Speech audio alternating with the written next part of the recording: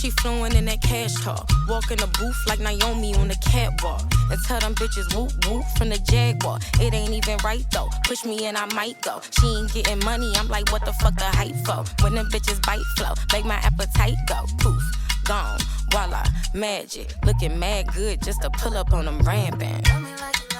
Welcome back to another episode of Unhinged and Immoral. I don't know what camera to look at because same. the way this camera front, is, and then here. Jamila has also angled herself not straight frontal. I'm looking at her profile, and I'm also kind of she's also kind of looking at me. Don't look straight into that camera. So I wish you guys could see. Well, obviously you saw, but you did see from my perspective. Anyway, whoa, it's been a hell of a week. Some really cool shit happened. Like right before this, Mona, aka Don't Call Me White Girl, hopped into our podcast live and was kind of giving us flowers. Like, oh my God, girl, you know who we are? About a year ago. My time on TikTok really, I don't know when things happened anymore, but I definitely remember that people were saying she wasn't funny, and I was on there like screaming. Just getting that line. Yeah. I said, oh, well, you know what? I don't know, like, if she's not your brand of humor, you know, and I can, like, that would be a better argument. And even then we can kind of, you know, pick at that. And that's how I know you. Right. No. Even then it's like, well, what do you think is funny? Are you an elitist? You know, but like, I said, but I mean, that bitch is funny. Like, I put her to this day. Undoubtedly. Somebody ain't doing the math right. One hand on neck, one hand on frontal. Mona single-handedly got me through the pandemic. That's why that was so crazy. It was us quoting all of her shit back to her. Like, she's probably like, bitch, I fucking know I said it. No, literally. But yeah, that was super cool. fun. So what you been up to, Jamila?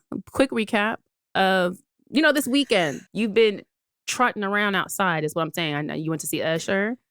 Yes. Let me tell you something about Usher. First of all, Usher has been in my top faves forever. And on top of that, he's been on like my bucket list of people to see live. So I'm really glad I got to see him live, because if you went to his show, you would know that it was very much, I don't want to say it was a farewell tour, but it was very much a greatest hits tour. Yes. And those are the ones you really want to go to. So I'm like very, very grateful that I was able to attend. He did so good. Like, obviously I love Usher so much. So like, I'm singing all the songs. I'm having a good time. I'm lusting over him. And I'm just like, listen, wait. So we went to the Houston show here in Houston, me, Sabrina. And I was sitting next to Sabrina, and I didn't even post this video on TikTok. I actually didn't remember making it because we were incredibly inebriated at the Houston show. As we should have been. The girlies who were closer to the floor being sexy, I said I couldn't even be at an Usher concert like that. I could only be at an Usher concert how I was. I was in a cute outfit, but I wasn't in anything super sexy. I was in like a more of an upscale like lounge fit, and I needed to be because I was jumping around. I was drunk. I was screaming, "Old niggas winning!" When he came out in that big red fur, I said, "Big Daddy." He gave us white. Well, here is the thing. He gave us white. He gave y'all white. He gave us red at the Houston show. Oh my God. You know what's crazy? It was so Usher was like my very first like obsession. Like when I the first boy I really liked and everyone knew I liked. This was back when he dropped Confessions. And then when I was in third grade. Everybody was down bad for Confessions. In third grade, my mom went to the beauty supply or the pawn shop, and she got me this dog tag with Usher on it. Back when wearing dog tags was real cool. Oh, what a time. I wish I wore that dog tag into the fucking floor, and I don't even know where like to the point where I was a kid, obviously, so it had scratches and everything on it. It wasn't even nice at the point where the last time I saw it. The early 2000 accessories alone. Jamila. Do you remember the pacifiers that were Get out my brain! That was crazy just now. That's literally exactly what. Whoa, that was freaky as fuck, Jamila. I was about to literally say the light up pacifiers, bitch. The ones that used to stroll. The belts. Bitch, the belts with our name and it would light up and it was like the going billboard and it would say your name. My cousins all. Jazz had one that had little JJ, and so I would steal hers and wear it because we were both J's. But my cousin had the one that was electric and it had the words sliding across. She was elite. She was no elite. I couldn't wait to be a big girl and wear that type. That's why some of the trends coming back. I just made a video about this yesterday. The Jordan heels, the sneaker heels. Y'all will not shame me. They're absolutely and I'm so coming excited back. because I remember it being 2004 and being in Dillard's or whatever shoe store we were in, and they had like literal Jordan heels. Watching my cousins try them on and thinking, like, this is a core memory. I can't wait to get grown and wear those. And so seeing people drag them for so long has really hurt my spirit because I really like them. I wish my mom wasn't so much of a throwawayer because I'm so like, we have to keep these things. Like everything what goes around comes around. I'm not even going to lie. My mom is the opposite. And it's archived. My mom is the opposite. There was so much. Remember when the Cosby sweaters were coming back in high school? We're aging ourselves. We've been doing that. You know? I don't mind aging myself. I'm okay with my age. But in high school, when the Cosby sweaters were cool, I was in my mama's closet heavy. Like when I say art, like what we're talking about, archiving pieces, like, and my mom was like, and that, you know, everything that goes around comes around. And she would just let me wear all this old shit she had from the 80s. And I would like, literally, I have pictures of me in like the swishy sweatsuits and stuff. They were really cool at that point as well. All like the 90s, big geometric abstract, what are the symbols or designs? That's what I'm trying to say. I only have one thing that my mom kept, and it's this big ass denim coat, like that I've kept on because I remember the coat. Didn't you bring it to Hampton? I got mine too. Remember, I had one too. It was the afterwash. Yes, it was, and like inside it has all these patterns. I'm like, let me get that. Yeah, that's hard. It's still hard. I wear that today. Let me get that. Matter of fact, I need to find mine. Absolutely. I don't know. It's somewhere in here. I've got some. But everything else, my mama be throwing shit away, and I'm like, damn. If I would have still had that little JJ belt, baby, I would have wore that to the Usher. Wow. That's a piece. That's what you call a piece. When I say I was really swooning at Usher, I don't even know. I was telling you this. No, I was like making eye contact. Like, oh, you were that close. I was just imagining myself, and I'm just like, there was some time when he started singing Seduction, baby, I was like. So he brought out Nelly. And he brought out Carl Thomas during the Houston show. Ooh, and I know your sister was at that show too. Your sister and your cousin were at that show. That's fun. And we were literally yes. texting during the show, like, bitch, is that Carl Thomas? And we were like, oh my God. Girl, it was so good. We got Casey. Oh, at Atlanta. Yes, we got Ludacris. Obviously. Crime Mob. And T.I. T.I. shut that bitch down. No. You know what? I just saw this tweet, or maybe it was a TikTok, but no, I think it was a tweet. Someone was saying, I hate that this generation of kids don't know this T.I. And it was like, they don't know. They don't know who, like, all they know is this nigga who want to do comedy and say big words. What you know about? Like, I was like, no, this guy is actually like a musical legend. When he came out, and it's like, imagine us being in Atlanta. And right. No. I totally imagine. T.I. coming out in a full leather suit. A leather leisure. No, T.I. at an Usher concert, that is something I would want to be sat for. It was so good. No. It was so good. I can only imagine. Because when Nelly came out, we were going crazy. That's so And fun. I ain't gonna lie, Nelly's still fine. Old niggas winning. I was on TikTok last night talking about Damon Wayans being fine. I thought he was fine in Major Payne when I was a kid. I said, oh, well, I like the way he looked. He was always. Well, when he let that hairline go, that's when he got fine. And isn't that the funny part? Him and Marlon, the finest Wayans. You don't think Sean fine? Kim is fine as shit. Him and Marlon are the finest Wayans. Oh, okay. Well, Kim is very fine. Kim husband is fine as hell, too. Kim got her, I don't know if he white, Hispanic, he's some. He a Rico Suave ass looking motherfucker. He fine as shit. I just meant who I was attracted to. Oh, Marlon is fine as shit, though.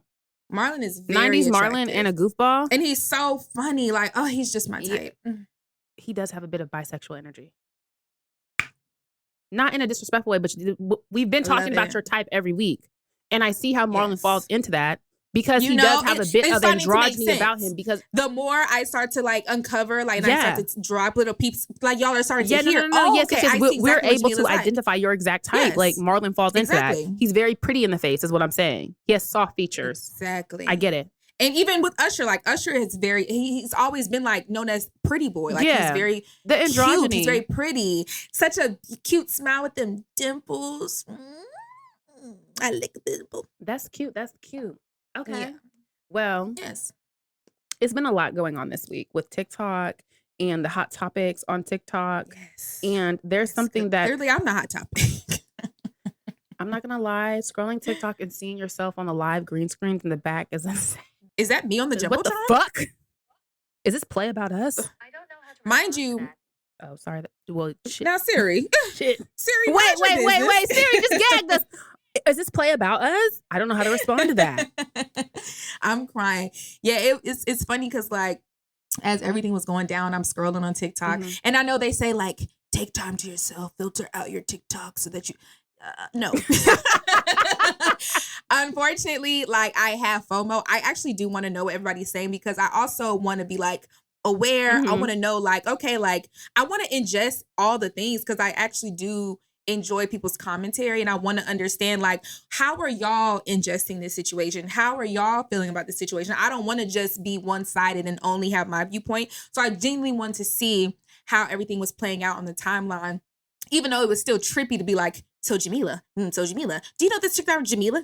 I'm like, oh, this is actually kind of crazy. And then scrolling through, seeing my face, like something crazy. Like y'all always got the craziest fucking screenshots. No, there was one video where you and homegirl, y'all pictures was very good. Like they took professional headshots and they took the craziest screenshot of me.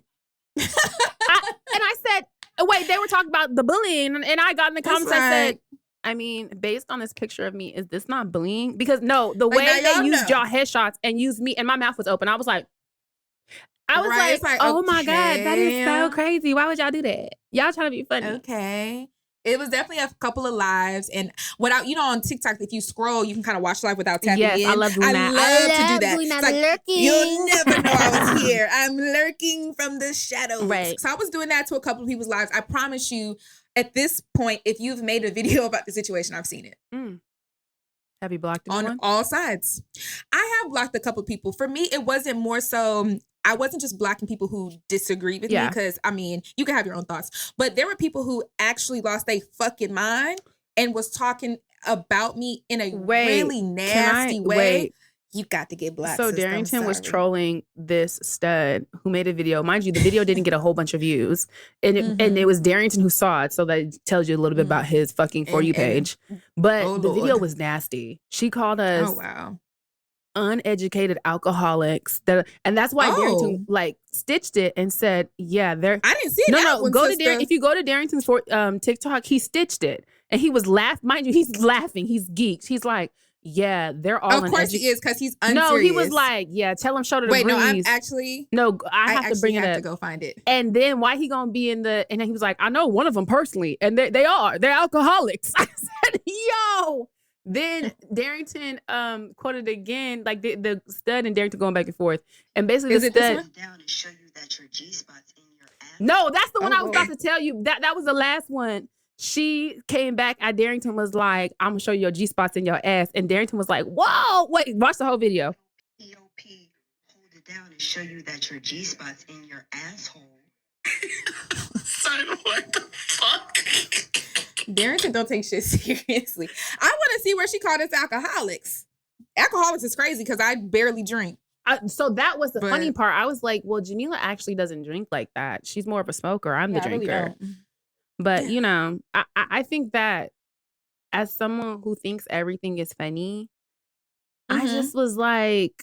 And also, it wasn't my first time on the chopping block on TikTok and being perceived. And I literally just made a video about this last night. I was kind of saying that it never gets less crazy seeing people have such strong opinions about you, but it does get a bit easier. And so I have definitely mastered, okay, I'm at capacity with TikTok today. It's time to turn my phone off for my mental health. And I'm going to go be outside. And that's the one thing I can say about having like a good friend group here in Houston. I just made sure that all last week I was hanging out with my friends for real. Like, yeah, the internet news cycle, like we're not even in it no more. You do see how it was like 3-4 days? Okay, that's it. I was just more so, I don't even know. I was in kind of like a disillusioned state. And the second day, or I guess like the main day of it, like it was so much happening. Of course, we had to record the podcast. We had to do this. But the very next day, like, I didn't realize, like, I didn't sleep that night. So, or I didn't sleep well. So during the day, after I had made like a video or two, I had ordered me some food. I knocked out and I took a nap. I remember I tried to call you and I was going to tell you something. I was going to tell you something. And that's how I knew. Huh? I said, yeah. Let me just talk to you when you get about your nap because you clearly not awake. Yeah. I literally had to sleep. Like I was so tired and exhausted.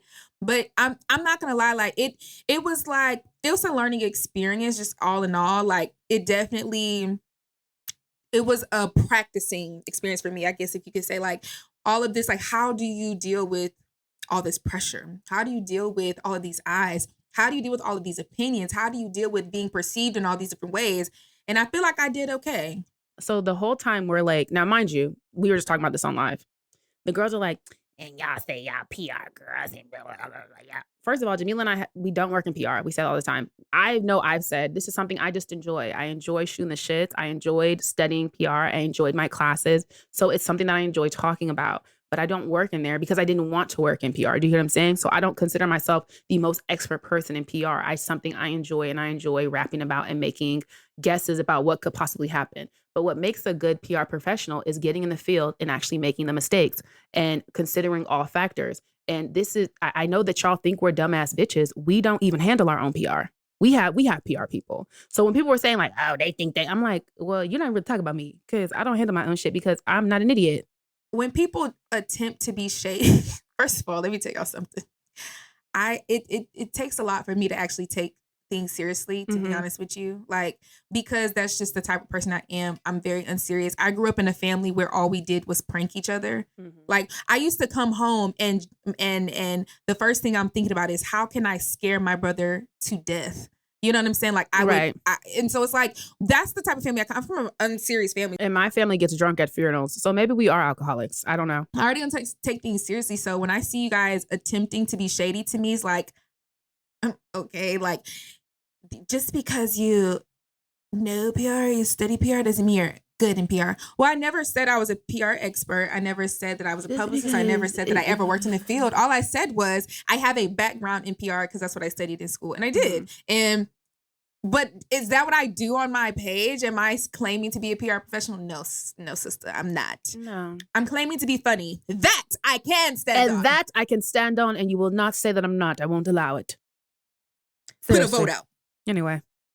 Bitch. Let me watch those B words. You better watch baby. those B words. I end up in the ocean. We're going to take a break. And we're back. Well, you know, Mecca blocked me, and I knew the videos were coming. I remember I texted you and was like, the videos are coming. Because I just felt like the people who I blocked, the opinions were a bit too strong for me. And this wasn't even really about me. That was the thing. And I just felt like, I don't really feel like you should have access to me. You know, I've been on a chopping block enough times and remained unbiased enough times on TikTok that it's kind of like, okay, well, this time I'm just going to block. And it shouldn't be no issue, right? Because wasn't that what this was all over? Okay. Yeah.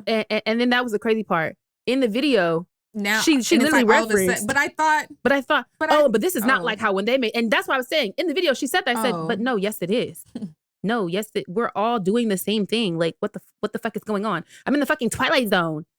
The way, and then this was the other part that was all of a sudden everyone trying to shame us for being regular. I said, oh, now being regular is not cool. The funny part about this happening outside of the main funny parts is like the amount of hypocrisies and ironies that was happening in live time. It's like, and that's what I was saying. We have to, when I was texting our publicist, Valise, she was like, go ahead, put that back in the draft. Because when I say, when I say I wanted to be like, not that one.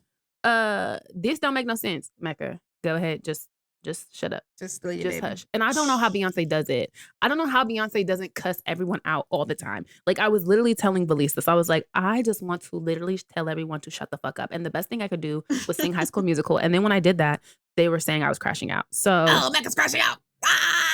Crash out, Mecca. And it's crazy because as a retired crash out, you don't even know what crashing out is. I can show you crashing out, like, seriously. But this is not that. Singing High School Musical into my phone is not that.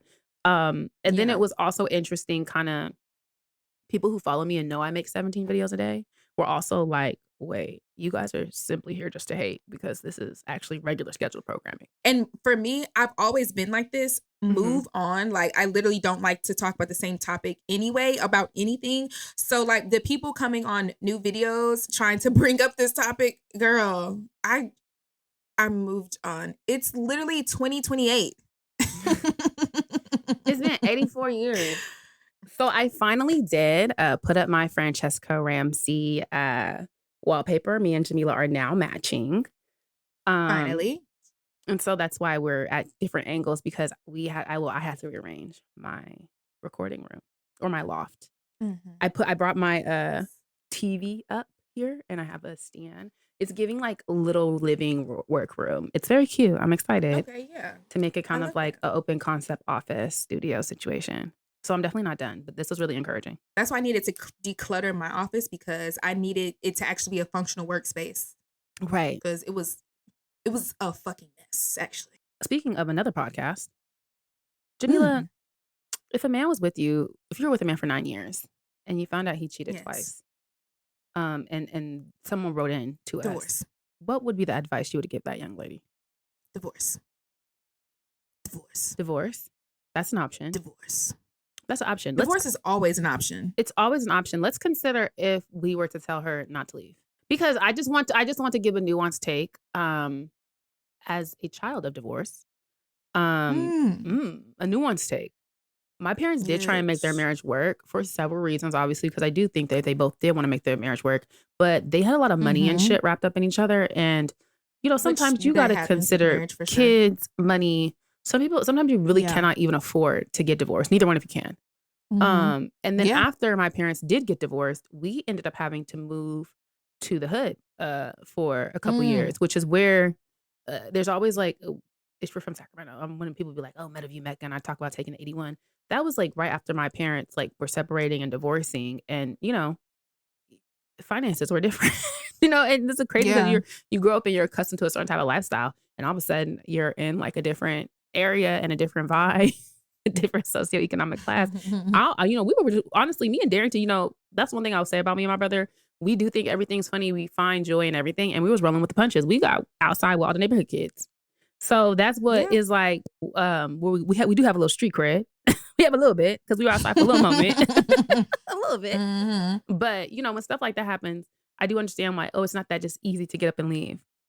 Sometimes you do have to plan. Yeah, there's definitely a lot of, it's, even when you're in a relationship that's not marriage, if you're just in a regular boyfriend-girlfriend type of situation, it's sometimes hard to leave in, as I can say from experience. It's not always just the easiest thing. But I will say, being a person that came from a situation where cheating was an actual thing, I knew that I couldn't, that is such a level of disrespect for so many different reasons.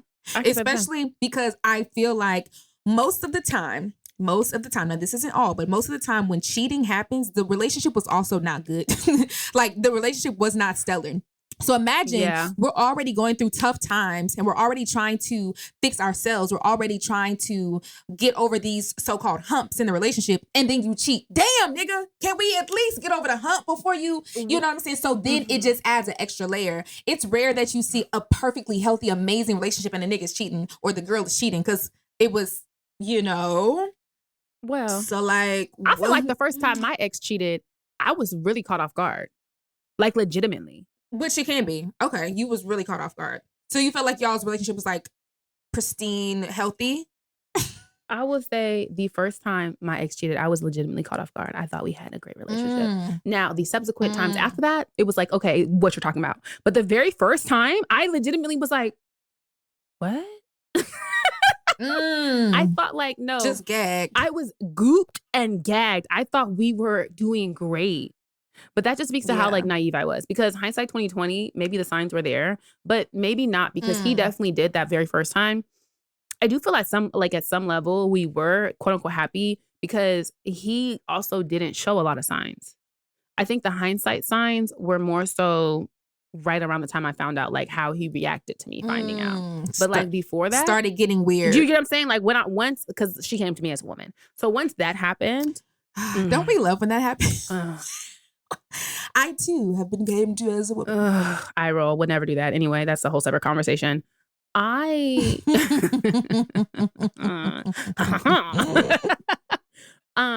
bitches, child. There's no good intentions behind that. But never. before that, he held it together. So I really didn't have a reason to even suspect anything. Okay. But what's even making us talk about this is I feel like we're talking without context. The podcast As always. Everything is an inside joke. The podcast that Summer Walker and Sexyy Red did, where a lady wrote in, asked the same question, and they just told her to stay. Cheating twice isn't that big of a deal. That is clearly speaking from relationship trauma, which is sad. Absolutely. Which is sad. I said, oh, poor ladies. I thought Sexyy Red was trolling when she was messing with Chief Keef.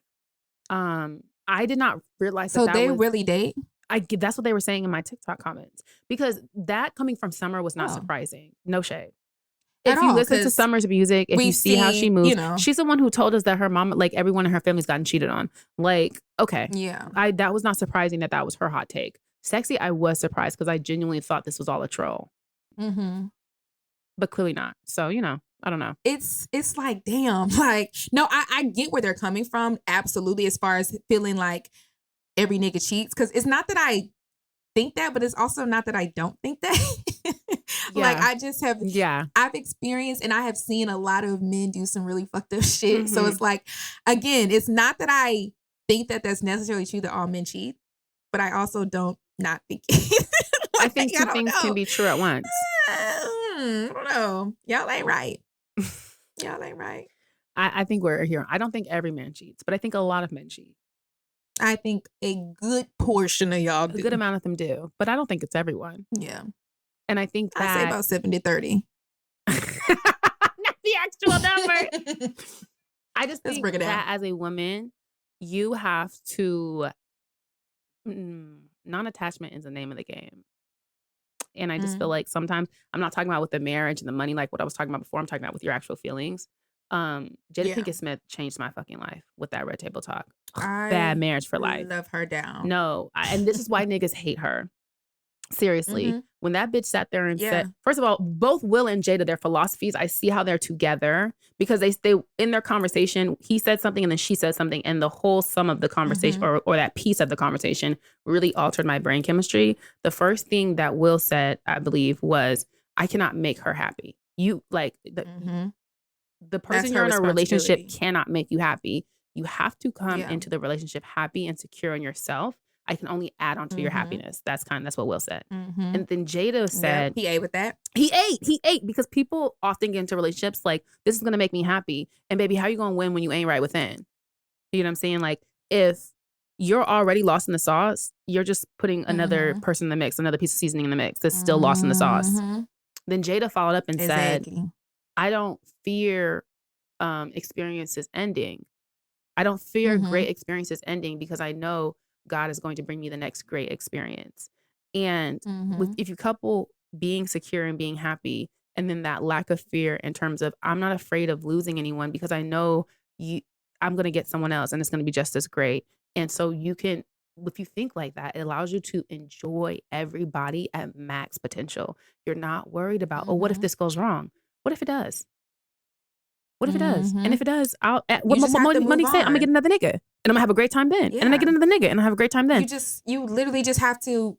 You have to. They're like, there's no other choice but to move on. And what's crazy is, unfortunately sometimes you don't really learn that until you get through some fucked up, traumatizing ass shit.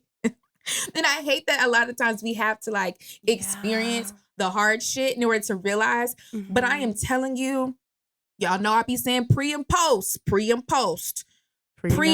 Jamila was so goddamn lost in my mind about what made sense, about how to do what, how to move, how to date, what makes sense for me, what I even liked. Post Noah Jamila, my God. The way that I date now, the way that I experience men now, the way that I am so not in a chokehold behind certain things. Like, don't get me wrong, I still can. I'm always going to be a very emotional person. I'm very tethered to my emotions. Personality archetype. Right. And I don't want to lose that. I don't want to become numb. I don't want to become this nonchalant brick wall. But the way that I'm able to be like, okay, this situation didn't end well. Thank you, good sir. And I thank you for your time. move on. And I did you bid you and adieu. I'm also no longer I'm no longer afraid to also just like say exactly what I feel. Like I used to be so like, oh, I don't want to say this because I don't want him to think I'm this. Oh, I don't want to say Do that not because try and be the cool girl. I don't want you to think I'm a cool girl. I'm not cool. I'm actually the opposite express of cool. my emotions. I'm gonna say everything. I'm hot. I'm very hot. I'm very emotional, and I don't think there's anything wrong with being emotional. I think it's a superpower. I'm very in tune with my emotions. I am very articulate in the way that I express myself. I mean what I say, and I say what I mean. Like you should never be confused when I speak, actually, because I'm very careful with my words. It's a skill that I've worked on with being able to communicate my feelings, like that I'm very proud of. So no, you should be. Yeah, nigga. Like, I don't like when said. people make it seem like, you know how like, okay, if you're in a situationship and y'all are talking for 6 months and then y'all stop talking and people act like they're not sad. Well, here's the thing. It's okay to be sad. You talk to someone every day for 6 months. You've literally become accustomed to them. Like, and this is ending. It's what you don't need to be is lost in the sauce over it. But like, don't act like a fucking psychopath. What is it? A psychopath or a sociopath that doesn't have those feelings? Like, that's weird. Either or. Just don't beat it. Like, I don't like how whichever one it is. I don't like how, we're kind of, it's cool to act like you don't give a fuck. No, it's not. Yeah. I give a fuck about any man I talk to. That's my man. Yeah, like, because I like you, so obviously that's what I'm talking to. Why is you being mean to me? Yeah, like, what's that about? What's that about? I remember I was talking to this guy, and I felt like things had just got weird, and so I like was like, hey, like, things are getting weird type shit, like, why are you being weird type shit, that little conversation. And his response was such an immature, elementary response. I had to check him on that. His response was the old, I mean, shit, we not together. I'm gonna stop you right there, nigga. What the fuck? I hate when niggas go to we not 30. Together. We're 30. Boy, fuck you. First of all, bitch, I never thought we was together. So let's start there, nigga. I don't like when they insinuate that we don't understand that. Like, it's like, nigga, I fucking know that. And I'm not asking you what we're doing. I know what we're doing, but boyfriend or not, bitch, you should be nice to me. Don't ever in what your the fuck fucking are you life being think that rude because for? You're not my nigga, you need to just start being mean to me. Bitch, be nice every day. I don't like mean niggas. I don't want a mean nigga. Be nice to me, when the girls please. be like, I like a mean ass nigga. Not me. You know what I like? What I do like is a quiet nigga. Like we've talked about this. Like a very calm nigga. I don't even want no calm nigga. Because I'm very high energy. Like, I'm a lot. I need you to be just as hyper as me. Oh, well, that's a lot. Because I know. But actually, you know how people get overstimulated? I too get overstimulated, but I get understimulated. I think I made that up, but I get understimulated. Okay. I need consistent stimulation because I'm very like. Well, I also think, we have lived together. So you know how like when it's like when you're just in the house with like if we're just in the house, I will like go sit down and be quiet. Like I don't have to be on I don't have to be on 10 at all moments. Okay. Well, last time I was at Jamila's house when I was actually sleeping on the couch she's sitting on, and I was like in there with the door closed. I just needed a moment. And, like my social media was out. I need to recharge. My social media doesn't stop until I'm laying in the bed to go to sleep. Like I'm always like, hey, at anybody want to talk? At What Music Fest, we had to wake up. And I tried to wake Jamila up. First of all, she was laying like on her back like this. I don't know what we was doing. Everyone was tired, but we had to wake up. And I started at the doorway. I was like, I knocked on her door and nothing. So I opened the door and said, Jamila, nothing. And it's like progressively me creeping closer, Jamila, until I'm literally standing over her. And I'm like, mind you, I'm tapping her leg. She's not feeling it. So then I'm like, in my head, I'm like, oh my God, this bitch is going to make me hit her. So I give her a very like kind of hard tap on the leg. Mind you, I've been saying her name for all of like 5 to 6 minutes. She goes, okay, so listen, I am a very deep sleeper. Okay. And actually putting this in context right now, it kind of makes sense because I am so very like You're depleted. all day. By the time, baby, I'm ready to go to sleep, I'm knocked the fuck out. Like, my brain has to literally knock me out, and I am dead when I'm sleeping. I am a very deep sleeper. Everybody knows that, like, when I'm asleep, baby, I'm asleep. And I also, because I'm such a deep sleeper, waking me up is you have to be careful waking me up sometimes, because I've had a history of sleepwalking. I haven't sleepwalked in a long time, as far as I can tell. Don't forget that and part. I sleep talk. Yeah, I sleep talk every night, baby. I'm talking every night. Like, that's how active my brain is. I don't ever shut the fuck up. Like, when I said that, I wasn't being I wasn't being hyperbolic. I literally never shut the fuck up. We're gonna take a break. And we're back. I actually want to tell a little bit of Jamila lore. I like that little series that you have on TikTok, the Jamila lore series. Thank you. I think it's so interesting because I want people to understand that, like, what you guys see on camera is years in the making. Like, there's so much random lore. So, like I said, I sleep talk. Yes. And when I was younger, I used to like make up songs and things like that in my sleep. Like, I would sing. Sometimes I still sing in my sleep. It really just depends on how exhausted I am.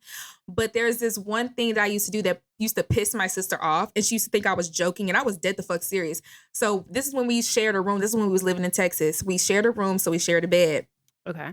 And I would tell her, I'd be like, okay, shh, I'm going to sleep. I'm about to watch a movie. And she would be like, what the fuck is this bitch talking about? But when I tell you guys, my mind is entirely too vivid. Like, I can imagine anything I want. And so I just discovered that there's a name for it. It's called synesthesia, something like that. Really? Hypersynesthesia. Yes. So whatever I can literally imagine, you can imagine it. Anything. I can hear it. I can see it. I can smell it. I can almost taste it. I can hear it. All of those things, all of my senses connect. So I would tell my sister, like, okay, yeah, good night. I'm finna watch a movie. And she would be so irritated when she'd be like, oh, bitch, shut the fuck up. Mind you, my sister doesn't have that. My sister doesn't have an overactive mind to where she can just imagine anything she wants. But also some so she thought brains, I was faking. Like, they don't, because I have this too. And this is actually why growing up, I loved reading books.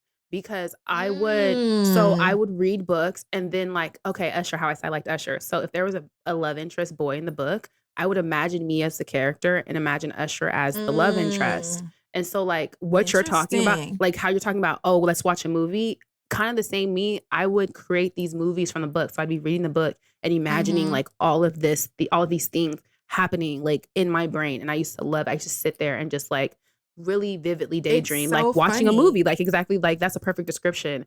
And I kind of remember when you first brought that up, and it's from that video actually that I found out not everyone's brain is like that. Like, not everyone can even imagine like pictures in their brain or the way that they think. It's so interesting to me.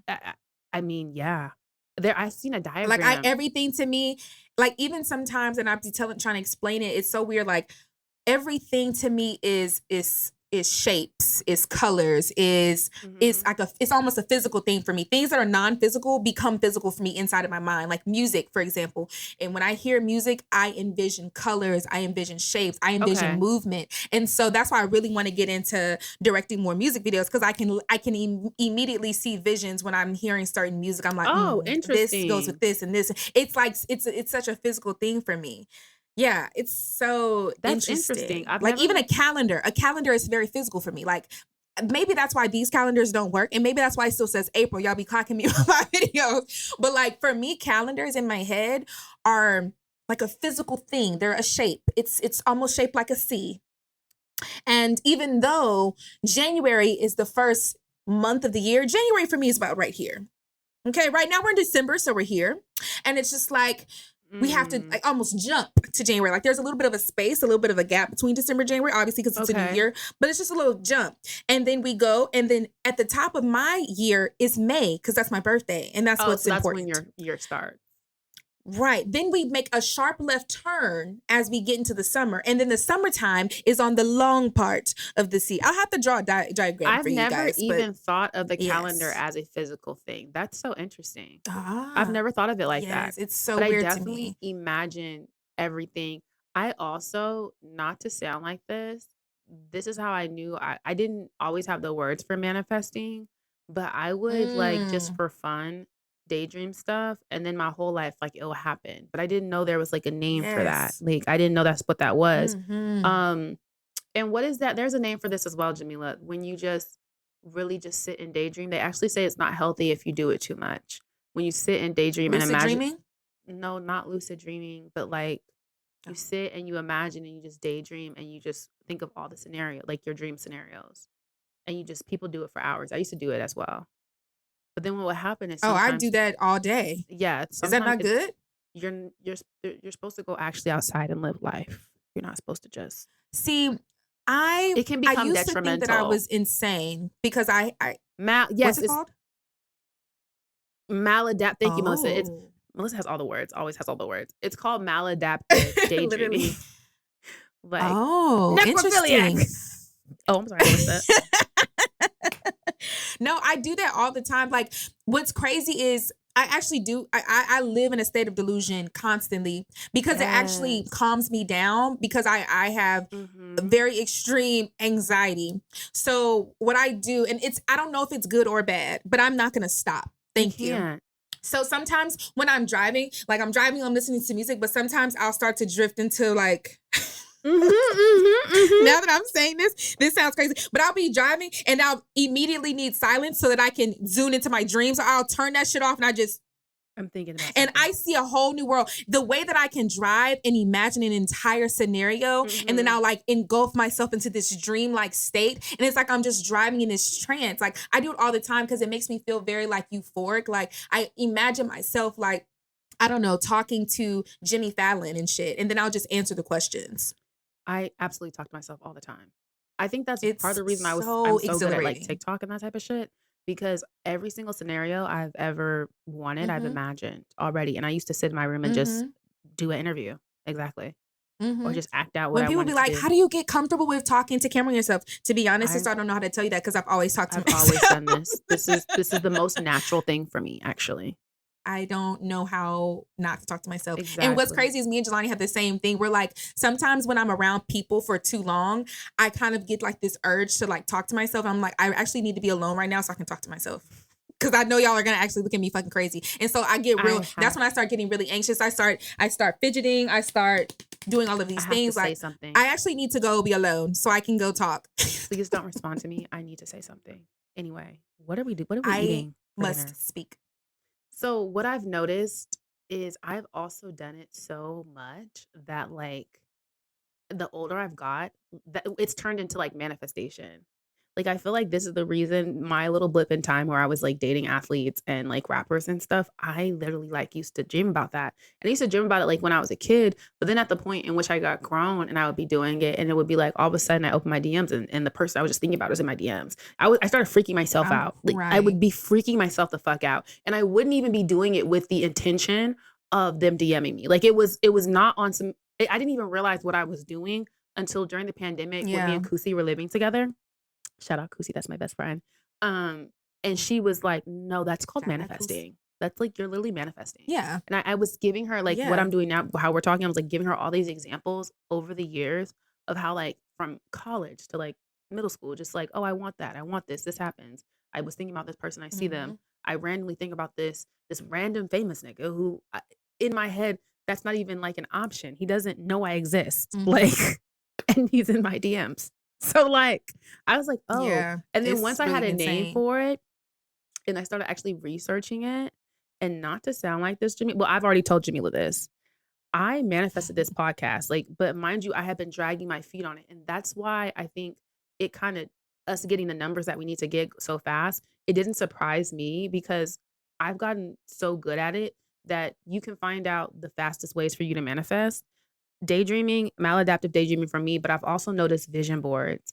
Like, because it plays into it, you're constantly seeing it. Because if I'm constantly thinking about it, I'm seeing it Yes. too. But if I put it in like a And I physical made my sense, vision board my actually Yeah. it's still my not my profile. Your- What's this your shit lock called? screen. My wallpaper. Yeah. Yeah. And I wanted to create it, and what's crazy is I've actually achieved every single thing on my No, vision board. Mind you, Jamila. I made this the year before last.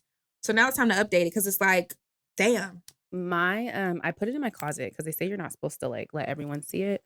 I mean, at different points in time, I've just had it sitting in my room, but I don't really, that's not a big deal to me. What I do is I have a printer now, but I used to just get all these images or print them at work or go to, like the library or whatever, print them. And once I would achieve something, I would just find another goal picture to put over it. So it's like, it's kind of thick now, but I like that. Okay. It's like, it just makes me see everything that I've accomplished. But yeah, and then you can always go back to it. Yes. If I need to. But I had a podcast, like when I first hit 100K, which is about like 3 years ago on TikTok. I said, okay, I'm on a podcast. And I put successful podcast, and it was a picture of 2 girls with podcast mics, right? And it was a cartoon. I literally, and I didn't, obviously 3 years ago, I didn't know who the other girl was going to be. We thought it was going to be Sabrina at one point. Like it was just an idea, but that has been on my vision board for literally 3 years. So at the point in which I made the TikTok, and Melisa reached out, and I was on her website, and I was like looking at everything. I was like, oh wow, this is definitely what I'm going for. And I started looking at my vision board, and I was like, I literally had the thought, I'm like, this is going to happen very fast, because I've been looking at successful podcasts for 3 years, and it's been me. I've been dragging my feet on it. So seeing what's been happening with it, I've just been like, yeah, that really makes sense.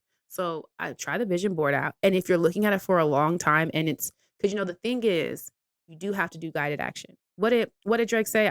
He has some good one-liners. I'm the type to say a prayer and then go get what I just prayed for.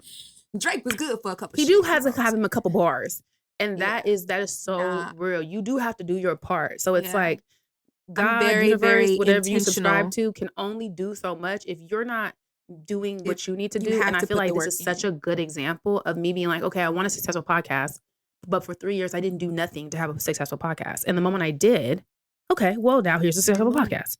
So, Yeah. Food for thought. I'm very intentional on like just trying to keep that level of delusion that I have, because it's always steered me in the right direction. Even if maybe the vision isn't clear, but I know the direction I should go in. And so what's crazy is the first really, really big step I took into this line of delusion was in 2020. I had just officially graduated, and I started to look for production jobs, and it was grim, because you'll know if you know, trying to get in, but not even just because of the pandemic, because this was before the actual pandemic started. This was like in January, before it was real spooky.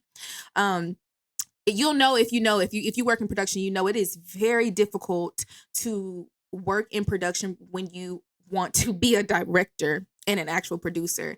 Like they're not putting on Indeed, hey, we're looking for the next director of Black Panther. Anybody want to just jump on, we can apply. You got to be in the mix. That's not how shit works. Yeah. You have to be in the mix. You have to be selected. You have to have the funds, things like that. And the type of person I am, unfortunately, I just didn't want to go the traditional route and work as a PA and work my way up. And then hopefully in 10, 15, 20 years, I didn't want to do that. So I literally said, fuck it. I'm not applying for production jobs in this way. I'm going to take a pay cut, and I'm not going to work in corporate. I'm not going to do these things. I'm going to take a pay cut and work jobs that allow me flexibility so that I can actually put forth money into these dreams.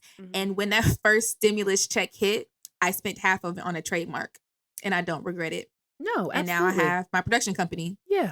That's it. Fuck this shit. I'm diving full in. And I literally just started to see all of these images pop up in my head and started to envision my life and just like, this is what I'm going to do. And I don't care how long it takes me to get there. I'm going to do this. Like, fuck all that shit. Right. I'm doing this. No, I believe that. Well, jump off the cliff. Sometime you got to jump off the porch. If you know how I moved to Houston, Jamila's sister called a friend conference. They thought I had lost my mind. We said, listen. Because I told bitches in the group chat that I'm leaving Baltimore. Are you okay? I'm leaving Baltimore. I'm finna be a bottle girl. Mind you, the bitch had one on vacation, all right? I'm selling foot pics to get the funds. And bitch just never left. When I say Jazz was so concerned, that's why it's funny. She was genuinely like, are you okay? I even called Kusi. I said, Kusi, I think something's wrong with Mecca. This bitch is out of her mind. This bitch is moving. And with like full confidence. Is she okay? No, because it was actually, I do get it with the timing. It was not too long after the breakup. I that's why I said she might be crazy. I do see how it appeared like a spiral. And Kusi's so funny. She's like, sometimes you gotta just let Mecca do Mecca.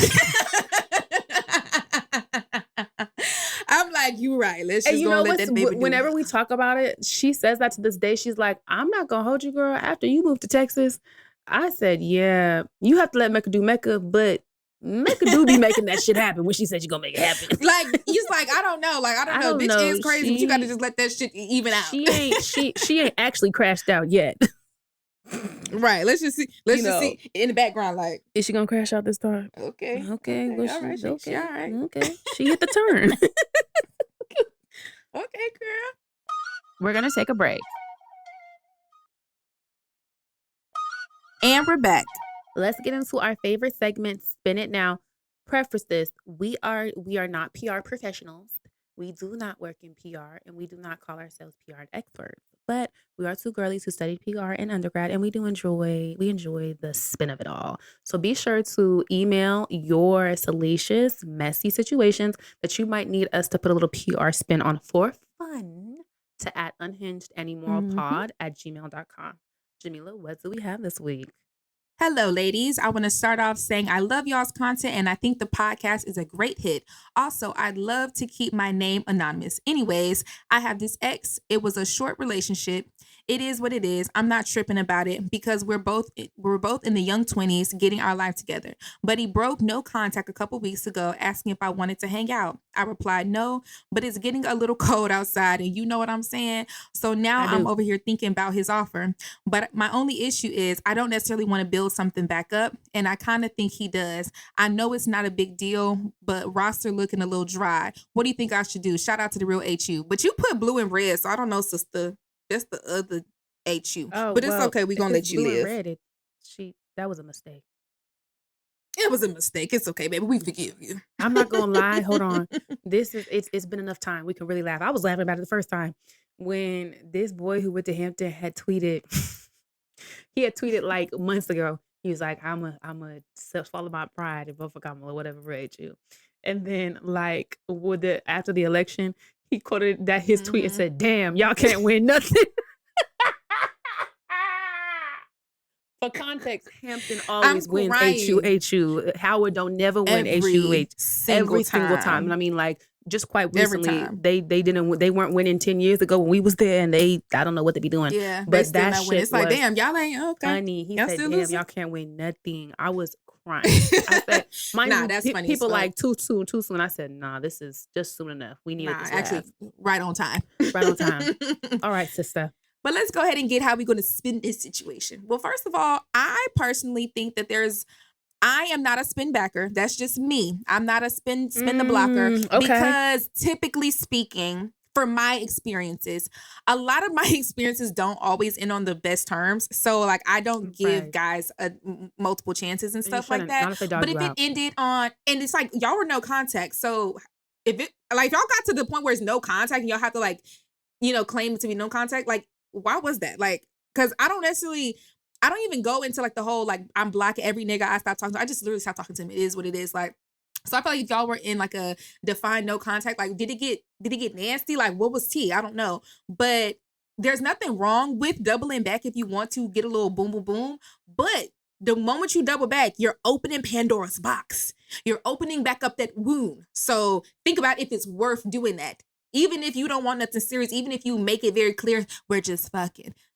Does that mean that they always give a damn about that? No, they still be, well, I remember what we used to have. Okay, well, Alicia, I don't want to do this anymore. So you got to think about that. So I am a double backer, but I do have conditions. I'm not a spin the block on my exes, but I will double back on it, you feel me? But it, like you said, it does. Okay, it is very fair on how it ended. I'm also a serial ghoster. People say this is childish. I believe in ghosting. I'm a ghoster. Oh, so sometimes you're a ghoster? I am. Sometimes I be feeling like you said red flag. 6 flags. So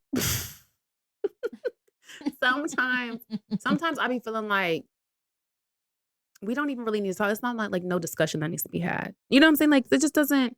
We're not vibing right now. Maybe so when you say you're a ghoster, if somebody hits you up, you just will ignore them? I might entertain a conversation, like a text or two. I can be just as toxic as a boys. I'll be honest. Oh God, Mecca. Is be a lady? I'm just as bad as the men on that. I will, if you text me, I'll be like, hey, what's up? And I'll text you for like 3-4 texts and then I'll go back to ghosting. But I say that to say, I'm very big on like what the vibe is. And I just feel like we're at the age, you can tell the vibe. We don't need to have no big ass conversation about the vibe not being there. I'm sorry. I just don't have I'm very busy. And I get that's like Jamila's an emotional person, like you said. So you're the type who would be like, so what's going on? We don't need to do all that. Like, even if I'm the one who's feeling like you're being weird to me and I want to know, I'm big on, no, I take the hint. People will always show you where you stand in their life. So I don't need to ask because I already know. And then when I was younger, I used to like ask as well. And men lie. You know what I'm saying? Men, they're never going to be honest about it. They're never going to be like, no, I'm not feeling you. They're going to be like, oh, they're going to gaslight you and make it seem like, oh, it ain't nothing that big. I'm just been busy. Da, da, da, da. Yeah, so it's like, right. At least in my experience, asking doesn't even get you the answers that you are at, like you want. So you might as well just go ahead, get the fuck, take the hint. And that's it. That's all. But yeah, when that kind of happens, since I do it as well, I don't hold that particularly against men. Like, if you spin back after that, I don't, especially if we were still cool. Like, I tend to have people on Instagram still active. You know what I'm saying? Right. Like pictures. It's okay if you DM me, spin back, cool. It's when like you have done something wrong. You've been out of pocket. You've done, and so no contact. Because then you're giving them this idea that it's okay to keep doing shit like that. No, they need to learn lessons. Right. No, I feel like if someone has wronged you, a man specifically, obviously talking about cis hetero relationships, but even anyone, cuss them out. You need to cuss them out and leave them alone. I don't know. And let them know that they're fucking wrong. I think that especially the older I get, the more hardcore I feel about this. I used to feel like, oh, it's just a mistake. No, you don't make mistakes about people you care about. People you really give a fuck about, you do not do that. I just see enough relationships, especially now, that doesn't happen when they really give a fuck about you. They will make sure to act correctly. They will make sure to do what needs to be done. So if he's not doing that, babes, you are not who you thought you were to him, and you need to go ahead and bow out gracefully like a lady. Okay? But I have some advice about how to get what you want out of the situation and still be able to leave it alone, because it's clear that you're horny. You said it's cold outside. You want to get your rocks off. So let me tell you what you do with this situation. And clearly, if you're interested in bringing that back, it was good at some point, I would hope. So this is what you do so that you can not allow him to linger. You don't want to plan something out. The moment you start planning a fuckery, it gets deep. So this is what you do, sister. On a night out on the town, you hit him up. You're already drunk. That way he knows it's a wham and a bam. A wham, bam, and get the fuck out. Sure. And the way that you can make sure that there's no ties, go to his place. That way you can leave. Get up and leave. You can get up and go. Get what you got, right? So always hit him up on a night out on the town. Start flirting once you're good and drunk. That way on your way out, hey, what you doing tonight? Like, I'm out. And hit him on your way out. On the time tip, just so it doesn't seem like it's too contrived. Because sometimes it absolutely it comes off like, if they start hitting you up at the pregame, it's like, oh, no. You know you about to be drunk tonight and you want some pussy at the end of the night. So no. You don't want it to seem too contrived. So what you do, make sure it's the point at which you are at the club. And maybe let's say if you leave the club around midnight, that's my time, I'll leave. I'm like, shit, I'm Denzel. If you leave 30 minutes for the devil get there, you ain't never got to worry about it. You can always go to the party. Leave about midnight, but you start texting him about 10:30. So just like, oh, I'm at the club. And you should be good and lit by then. If you like me and you like the pregame, you don't want to spend too much money at the club. And play it cool. Cool. Just be like, hey, what you want tonight? Play it cool. Don't even send the eye. Just be like, hey, what you doing? Even at one point. Yeah, be cool. Like if he's also outside, this can seem very spontaneous. I've done this a lot. This is actually my go-to trick. That's so funny that Jamila brought this up. If he's also outside, just be like, oh my God, where you at? Like if you have him on Instagram or something and you see he's also outside, oh my God, where you at? I'm also outside. Make sure you post it on your story and type shit, just so it seems like a very like spontaneous link up. What you doing after this? Or if you're outside, if you ask him that, not even with the mindset of like, let's link up and let's go to the same place. But if you do, you can go at the very end. Because it's going to get there anyway. Yeah. Just be like, oh, let's slide out together or meet me here. And one thing about a nigga that you used to fuck, y'all see each other out and y'all already drunk. The first thing he want to do is grab that lower back and whisper a little something. Yeah, you look good tonight. What was you? Because you know, everyone be so iffy about adding a new body, but don't ever think about adding that old body back. An old body bitch, cancels out a new body. I'm good for it. I love calling it old body. Science. It's science. It's math. Because that man already know what I like. So, and that's a negative body. Let me tell you, I have literally seen someone I used to fuck with out here in Houston. Mind you, at the same club lit. We kind of made eye contact because we were both, and I was like, I didn't want to blow the spot up. Definitely, as I was leaving, I said, "What you want tonight?" He said, "I'm coming to your house." Exactly. Right. Exactly. Exactly. All right. No, I think that could be fun. You remember how to get there? And then if you would want to keep it going, also, you said you don't want to get serious again. Now, this is where you could slip up. I'm just speaking from experience. That's all I can do. Depending on how he reacts to that, don't make it a regular thing. You know what I'm saying? Don't make it like... I like to go out every weekend. I'm somewhat of an outside girl still because I'm young and I'm fly and I'm hot. So I'm going to spend my time outside a little bit. I can't go out multiple times in the weekend though. You got me for one day and that's it. That's why Jamila had me fucked up when she was out here. I don't even live like that no more. But if you're outside every weekend, don't call him every weekend. Don't make it a thing. Exactly. It has to be because that's a thing, and it's like, girl, yeah, don't do that. Because then that will slowly creep back into y'all talking and da-da-da. Or it will turn into asking questions and shit. He can fuck you on the weekends and all this type of shit. Then next thing you know, you texting him for breakfast. Girl. Don't. So just make it like a once a month thing, maybe twice a month on a lit night out. And also, you need to start going out. You talking about something, the roster is low. Build it up. Sister, I don't know what to tell you. Go out and she said she in her early 20s. Get outside and get in the field, bitch. You should have niggas on the Rolodex. When sister. I was 22, building that Rolodex. Bitch, when I was 22, I had 18 niggas in my phone. And I was a theater mama. I always got to take it to hell. No, 18 is I had 18 crazy. niggas and I was a theater. I was a character actress. I was a different person for each nigga. That's how I know I'm crazy. Because when I say I literally would just take on a different personality with each nigga for fun. Oh my God. For fun. Just because for fun.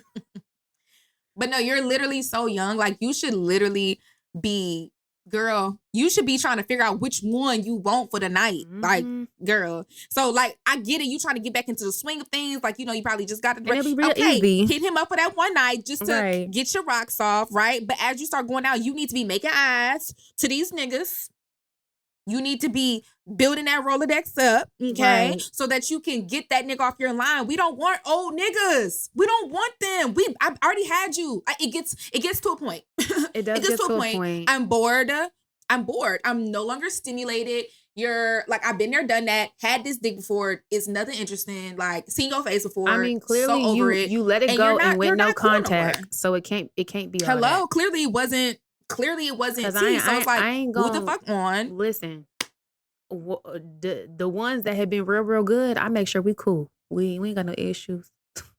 We ain't no contact. We might not text every day, but we cool. Like whoa. I want to make sure I can call you when I need. Up in that story every yeah. Hello. It ain't never been no contact. So obviously, what I'm saying is, it can't be that good, sister. It can't be that good. Happy birthday. Happy Founders Day. J5 is coming up. You look real nice today. Happy Founders Day, your way into something, sister. I don't know. But what you got the Founders Day, you got the birthdays. We about to get into Christmas. We just had Thanksgiving pass. You got a couple of. Now is the time to be hitting. Now is the time to be hitting the niggas. It's not weird. You know what I'm saying? And then, oh my gosh, girl, you're in college. Like, bruh, college is the easiest time to get niggas because they're every fucking where, and they're just as thirsty as y'all. Yeah, if they're thirstier, actually. I mean, it's like niggas are so easy. Niggas in college. always want to slut shame women, but in college, niggas are sluts. Like, no, there's whores. Like, if I was a bad bitch, I want to fuck me too. I get it. I get it, child. I want to fuck me too. Hey. Nah, because for real, that little song. Because honestly, my one regret that I always say is like, I actually would have doubled and tripled it in my college days. I feel like I was a little too demure in the first couple. Yeah, a little bit because I was too wrapped up in like trying to like these niggas. Like I was like kind of liking them niggas a little bit for no reason, just because like I was so new to dating and like I I don't know, like I'm a lover girl. I'm a lover girl, and I really do like a nigga, but I don't be realizing that like I like you, but like that's not that deep. Yeah. You know, like now being 28, I'm like, oh yeah, I do like you, but it's like it's not that deep. It's fine. Yeah. Like, I like everybody. I love everybody. I do like you, actually. I was raging so hard against my like very conservative Christian upbringing that I have no regrets. I did everything I fucking wanted to. Yeah. So you was out there like a PK. I could never be as bad as a PK simply because I was not a PK. But my parents were my mother is absolutely in my pastor's inner circle. I am an inner circle child, if that makes sense. Because there are, if you're levels of being churchy, and you have the PK, and then you have the pastor's inner circle, like the people who get invited to the pastor's house. That's my mama. Yes. You get what I'm saying? So I'm not too far removed from PK. Okay, that's why I'm not too far. I was, raised in a very churchy household. I went to church multiple times a week, but I'm also in a household where both my parents smoke weed and drink every day. So yes, but didn't your daddy play in the church band? Yes, the musicians at church do tend to be a bit more like the drummer at our church. I feel like everyone who is playing music, they tend to be kind of out there. They tend to be like horse. No, well, yes, but what I'm saying is the musicians in the church tend to be the people who you will see at the club. The choir members are the people. The church I go to out here, I done seen folks in the choir who I see every Sunday in the damn choir out at the club. So it's like that don't count. That makes sense. Musicians.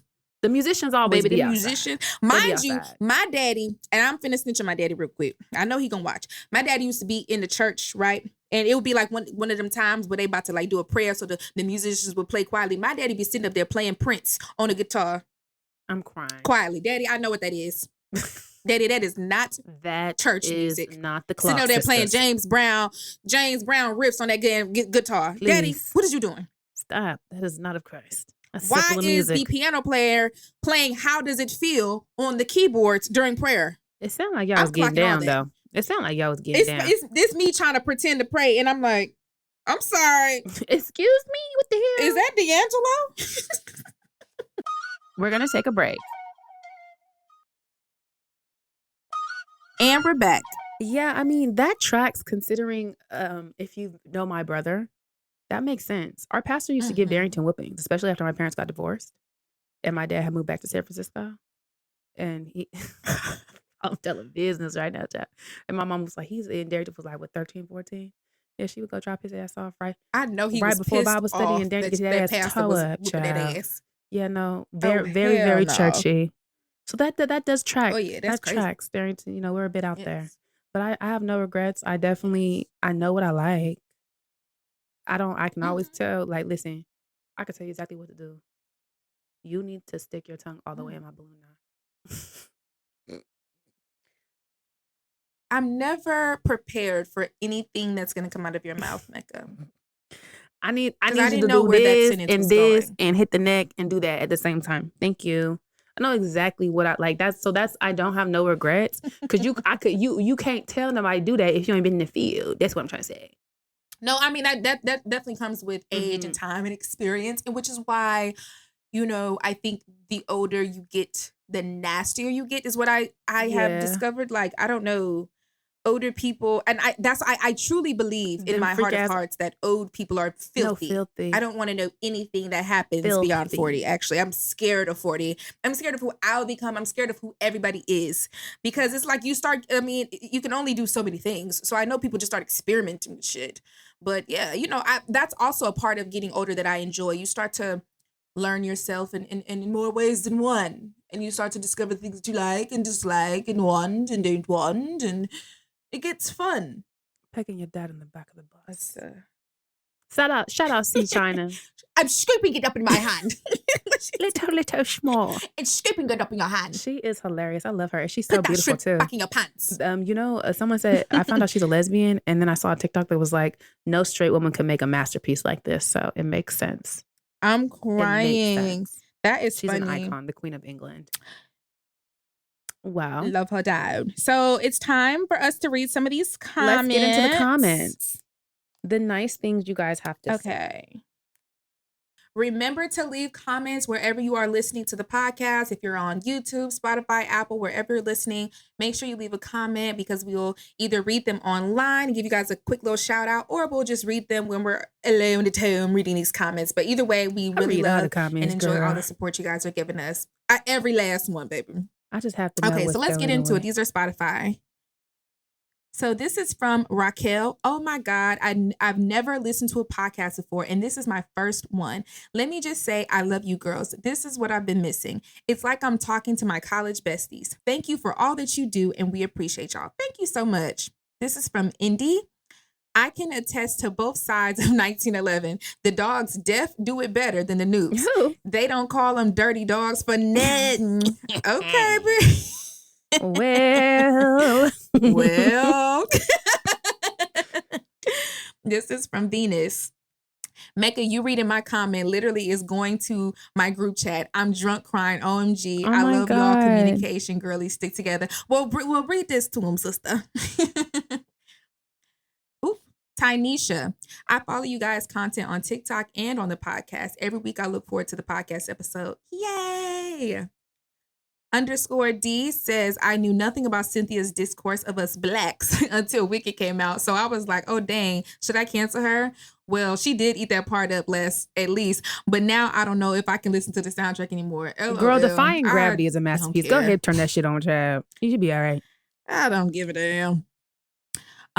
Dorcas says, the holding the men down online was so funny. OMG, I swear me and Mecca are the same. Like, hell no, I got class tomorrow and I got my own life to live. Literally, don't do that shit. Don't ask me to get you no damn hot Cheetos. I'm not going to get that for you. No, fuck you. Okay, I'm going to be reading the Apple comments. So, oh my God. Always shook, never tired, 1920. Period. Love y'all down. Hey.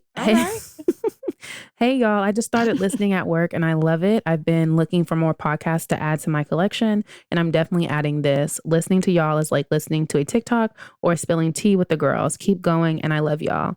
Thank you so much, girl. Slay Tay Hart said, here for support. We love Mecca, and Mecca loves you. Oh my God. Period. His ace. Ooh, his ace. Girl, okay. I love y'all. I just wanted to show y'all love. Hey, number. I just wanted to show y'all love. I just wanted to show y'all love. I love the fact that y'all are funny, entertaining, and I will be sat weekly. Keep going. Thank you so much. And Sparkle Mills said 10s across the board. Very well done.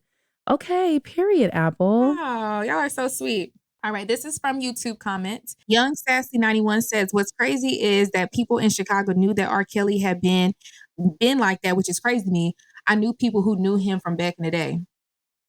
Oh, shit, not old school T. That's wild as fuck. At Sane Stories said, LMFAO, as a seasoned Greek everything, they said was on point. Didn't miss not near mark. Being a Neo was a time. Same Jamila. GDI me, please. At Joelle J 8879 says, LMAO, yo, the Greek part is so real. Oh my God, never hold it down. Ever. Don't POP it at all, baby. Literally. At K_guard15 said, this is my new fave way to start my Thursday. I'm here cackling. Exactly, as you should be. At Mace777, they put a timestamp and said, in relation to R. Kelly and all of the predators, really, what I always say is that when things are turned into jokes, they stop being taken seriously and become normalized. The public should have known about R. Kelly all along, but we all had grown up joking about it. Whole time he was a serial child rapist and predator, making shit that humorous only serves the predators. No, facts. All I ever knew about R. Kelly was like super jokey type shit. Like it was so funny that he was freaked out, but like I never knew the severity until I got older. So you ate with that one. At Jan Fawn 6557. I'm happy I've been listening. This was a very informative episode, and y'all have motivated me to continue to continue to pursue producing, writing, and acting. Love that.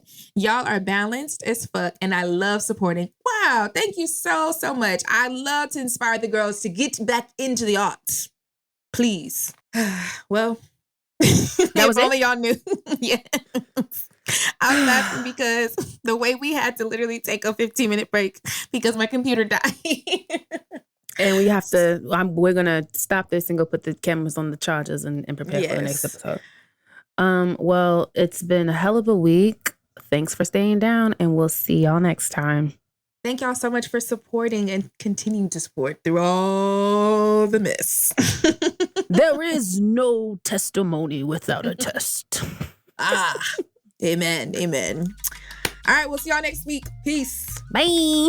Unhinged and Immoral is hosted by Jamila Bell and Mecca. Produced by Melisa D. Monts and Diamond MPrint Productions. Post-production by Coco Llorens. Production assistant by Melanie D. Watson. Music by Audie and Brooklyn Billionaires. And graphics by Claudia Choi.